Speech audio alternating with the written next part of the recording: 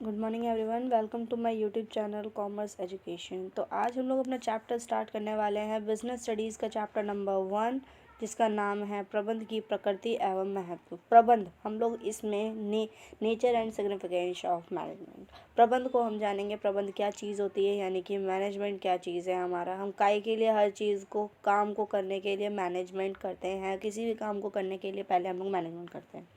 ठीक है, कि अगर सरल भाषा में कहा जाए, मैनेजमेंट को अगर तोड़ के देखा जाए तो मैनेज का मतलब क्या होता है? प्रबंध करना। ठीक है, किसी भी चीज़ को प्रबंध करना अच्छे से, वही हमारा क्या होता है? मैनेजमेंट।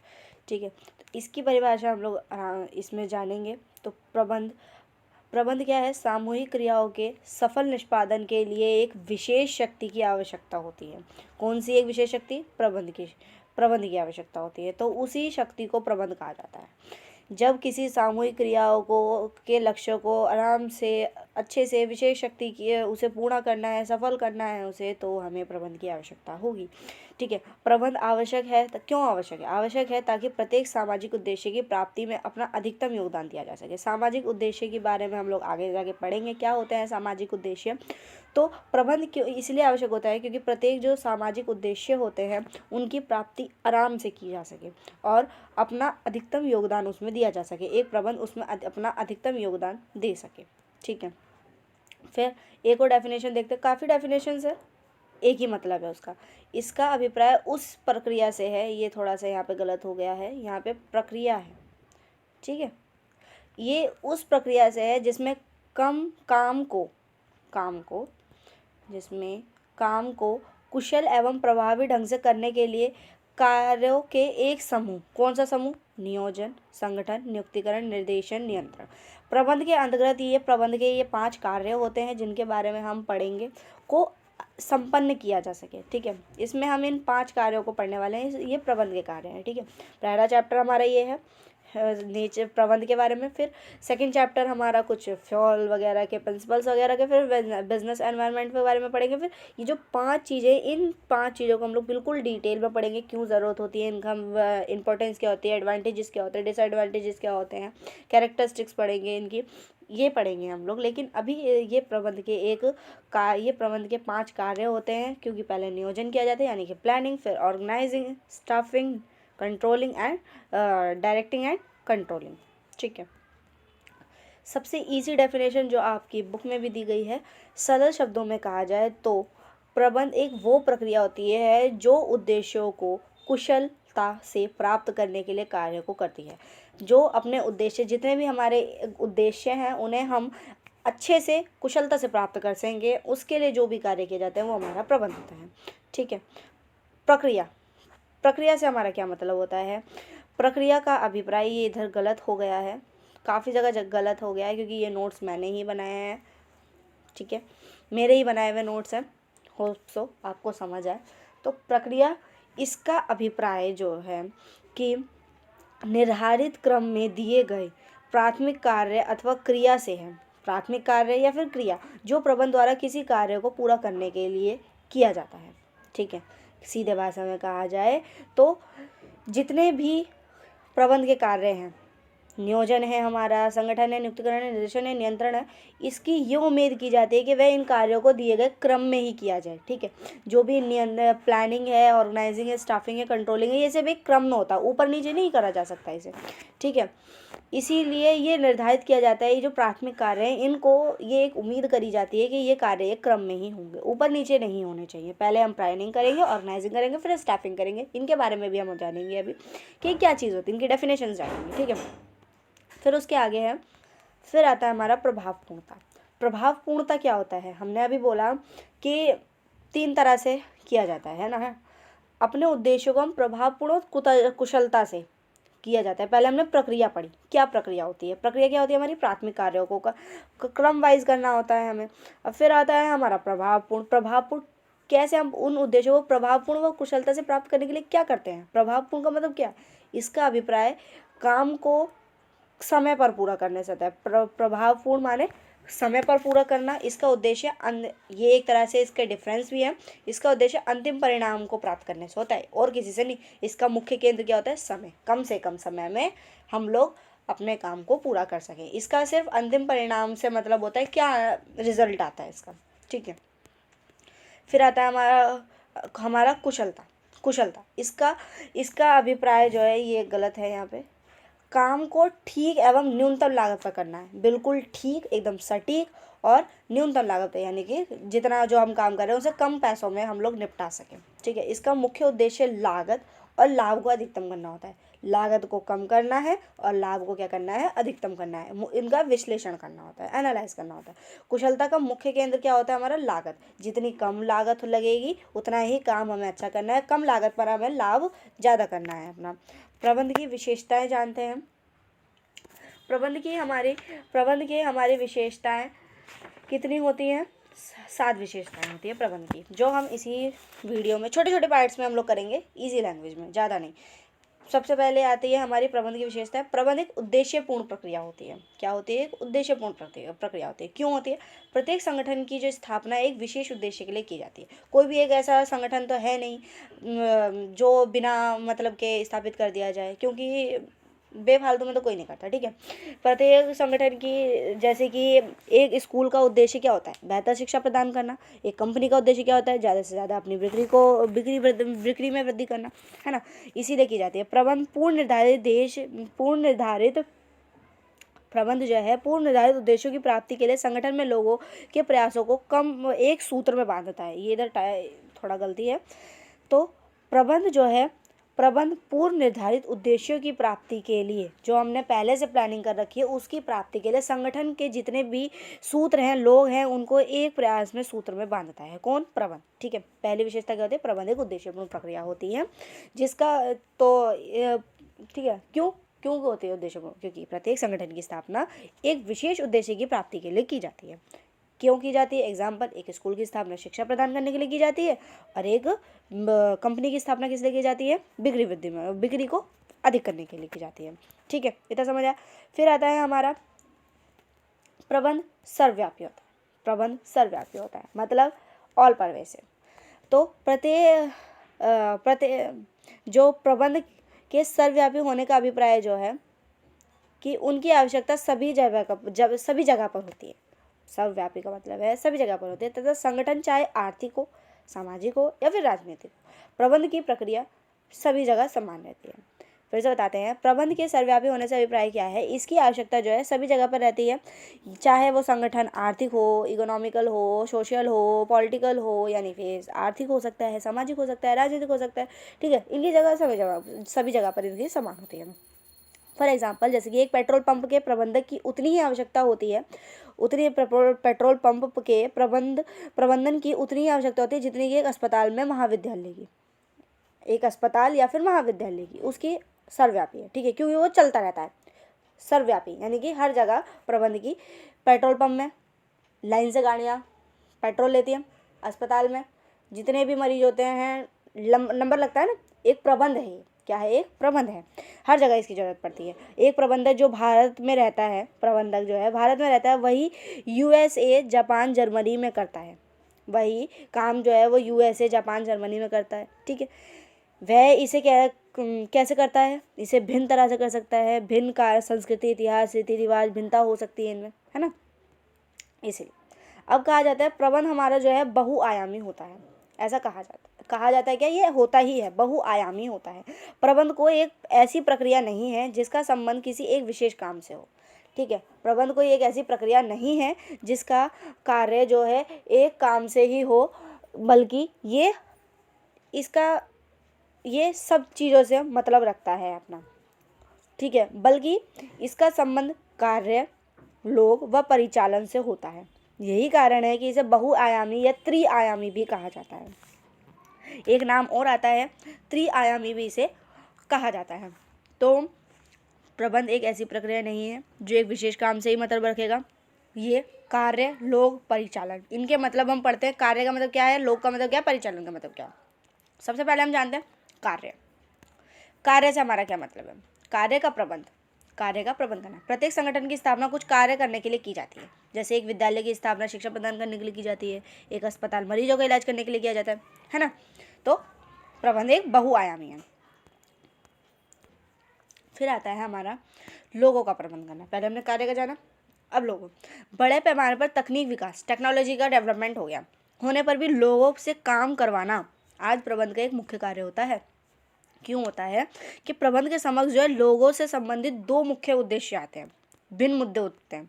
कौन से? कि विभिन्न आवश्यकता वाले लोगों से क्या करना होता है? व्यवहार करना होता है। क्योंकि हर जितने भी लोग हैं, क्योंकि हम अपने एनवायरनमेंट में जितने भी लोगों से मिलते हैं, सबका जो व्यवहार है भिन्न तरह का होता है। एक व्यवहार तो हर किसी का होता नहीं, कोई गुस्से वाला होता है, कोई सैड, मतलब बहुत तरह के लोग होते हैं, हर किसी का अलग मतलब होता है ना। तो क्या कहा जाएगा इसमें?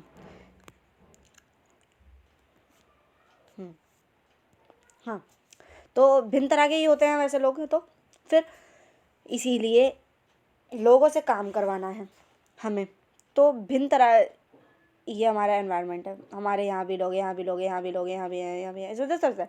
इनसे हमने व्यवहार करा, अच्छा था, इनका बुरा था, इनका कुछ ठीक ही ठाक था, हर किसी का अलग अलग है ना। एक ये एनवायरनमेंट हो गया।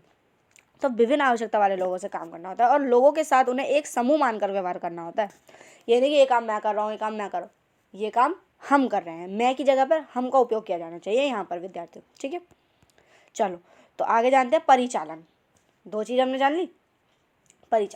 परिचालन का प्रबंध, यानी कि प्रत्येक संगठन प्रत्येक संगठन जो है अपने अस्तित्व को, ठीक है, यहाँ पे गलती है, अस्तित्व को बनाए रखने के लिए कुछ मूल उत्पाद अथवा सेवाएं प्रदान करते हैं, है ना। जितने भी, जैसे कि कार्य प्रबंध हो गया, लोक प्रबंध से जुड़ी बातें होती हैं, ठीक है। इसके एक उत्पादन प्रक्रिया की आवश्यकता होती है जो इनपुट और वह तकनीक के प्रवाह को व्यवस्थित करती है, ठीक है। इनपुट को वांछित उपयोग योग आउटपुट में परिवर्तन किया जाता है, यानी कि कुछ सेवाएं प्रदान की जाती हैं, कुछ मूल उत्पाद जैसे हो सकते हैं अपने प्रबंध को बनाए रखने के लिए, ठीक है। फिर आता है हमारा प्रबंध एक निरंतर चलने वाली प्रक्रिया है। प्रबंध क्या है? एक निरंतर चलने वाली प्रक्रिया है। प्रबंध जो है एक ऐसी प्रक्रिया है जो निरंतर विभिन्न घटकों में से निर्मित लेकिन पृथक पृथक कार्यों के लिए एक श्रृंखला होती है। प्रबंध जो है एक निरंतर हमेशा चलती रहती है, कभी नहीं रुकती है, एक ऑल कंटिन्यूस प्रोसेस है। Management is a continuous process, जो कि इसका कार्य क्या होता है? नियोजन, संगठन, नियुक्तिकरण, निर्देशन, नियंत्रण। अब आप लोग कह रहे होंगे भाई ये 5 कार्य क्या है?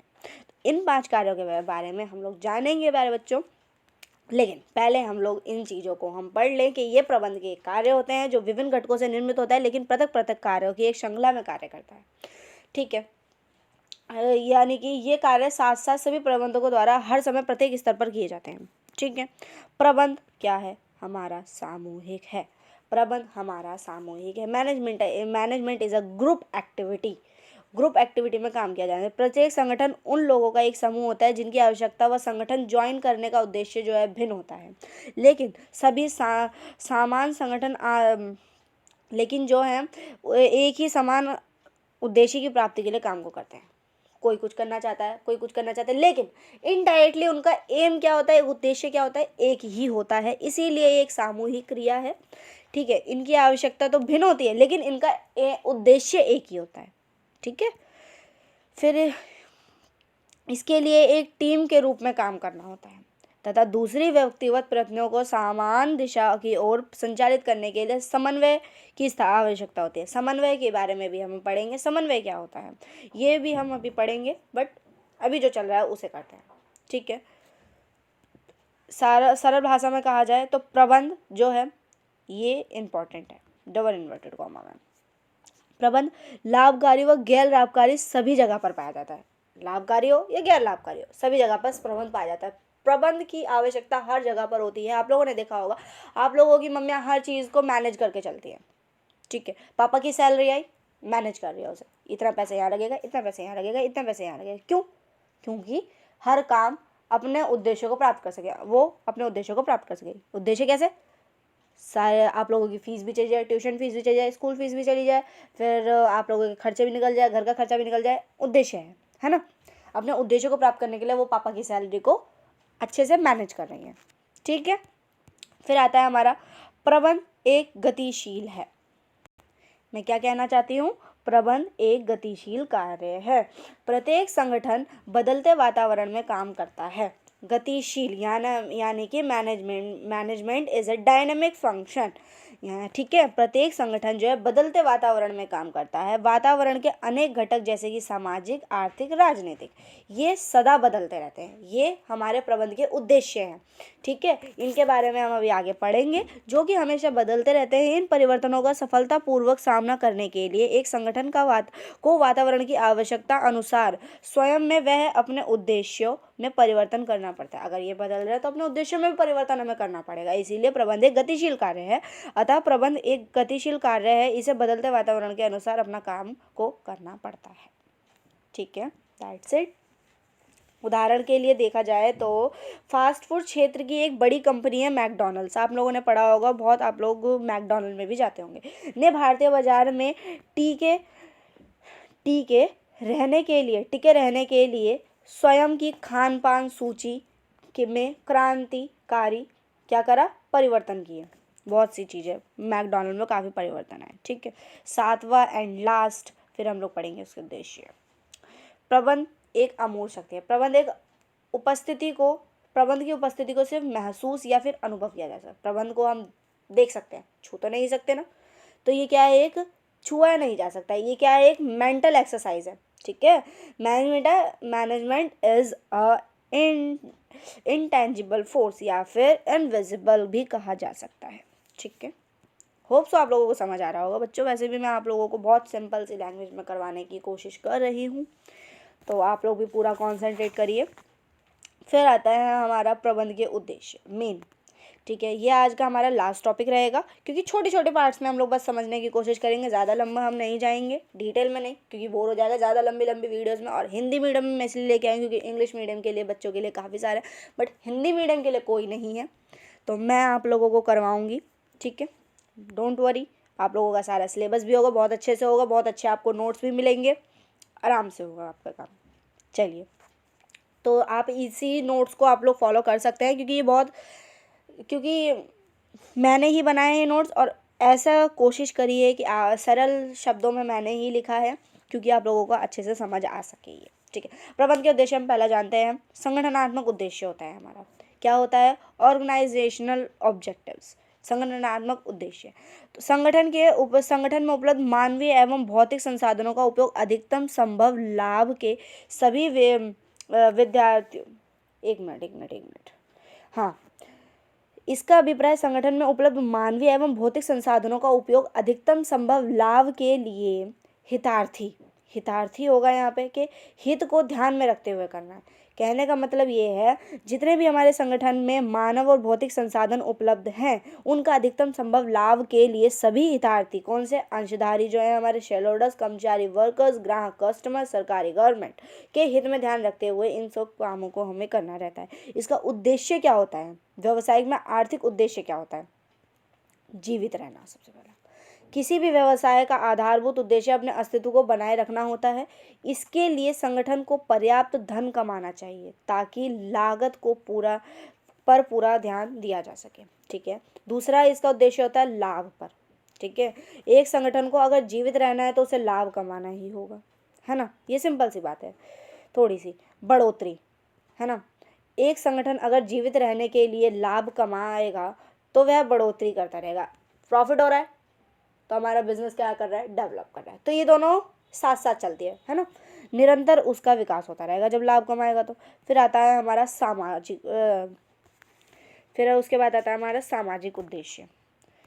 छोटा सा पॉइंट है, ज़्यादा बड़ा नहीं है ये। सामाजिक उद्देश्य इजी है, सामाजिक उत्तरदायित्व को ध्यान में रखना होगा। सामाजिक उद्देश्य, क्योंकि इसका अभिप्राय क्या है, प्रत्येक संगठन चाहे व्यावसायिक हो या फिर गैर व्यावसायिक हो, उसे सामाजिक उत्तरदायित्व को पूरा करना होता है। इसका तात्पर्य समाज में विभिन्न अंगों के प्रति आर्थिक मूल्यों की रचना करने में होता है, क्योंकि प्रत्येक व्यवसाय है जो है समाज में ही रहकर किया जाता है, तो सामाजिक उत्तरदायित्व को भी ध्यान में रखना होता है। रोजगार के अवसर में निरंतर वृद्धि करनी होती है। ठीक है, फिर आता है हमारा व्यक्तिगत उद्देश्य, थर्ड पॉइंट। कर्मचारियों को उचित पारिश्रमिक देना है, व्यक्तियों का भी ध्यान रखना है, कर्मचारियों को उचित पारिश्रमिक प्रदान करना है, कार्य की दिशा अच्छी सी होनी चाहिए। ठीक है, फिर आता है हमारा, तो ये हमारा इस वीडियो का लास्ट पॉइंट था। इसके आगे कंटिन्यू करेंगे अपना चैप्टर को हम लोग। तो होप सो बच्चों आप लोगों को ये वीडियो समझ आई होगी। अगर आप लोगों को वीडियो अच्छी लगी हो तो ज़्यादा से ज़्यादा लाइक कीजिए एंड शेयर कीजिए, क्योंकि मैं आप लोगों के लिए हिंदी मीडियम में लेकर आई हूँ वीडियो को। ये पार्ट वाइज हम लोग इसको डिस्कस करेंगे हर बच्चे के साथ। आपको कोई भी डाउट होता है तो आप लोग मेरे से कमेंट सेक्शन में पूछ सकते हैं। नोट्स भी मैंने आप लोगों को अवेलेबल करवाए हैं बहुत अच्छी आपको अच्छी लैंग्वेज में। मेरा पूरा कोशिश रहेगी कि मैं आपको आपके हर डाउट क्लियर कर सकूं। कोई भी डाउट होता है कमेंट सेक्शन में कीजिए। ज़्यादा से ज़्यादा अपने दोस्तों को शेयर कीजिए, क्योंकि उनकी भी मदद हो सके, क्योंकि हिंदी मीडियम वाले बच्चे मेरे हिसाब से काफ़ी परेशान रहते हैं, क्योंकि हिंदी मीडियम में अच्छी से वीडियो आप लोगों को नहीं मिल पाती है। तो कॉमर्स एजुकेशन आप लोगों की तरह आप लोगों के लिए कुछ ना कुछ करने का प्रयास करेगा। ज़्यादा से ज़्यादा लाइक ठोकिए, ठीक है, और अच्छी से अच्छी आप लोगों के लिए वीडियोज़ लेके आएंगे। And thank you watching for this video. Bye bye, मिलते हैं नेक्स्ट एपिसोड में।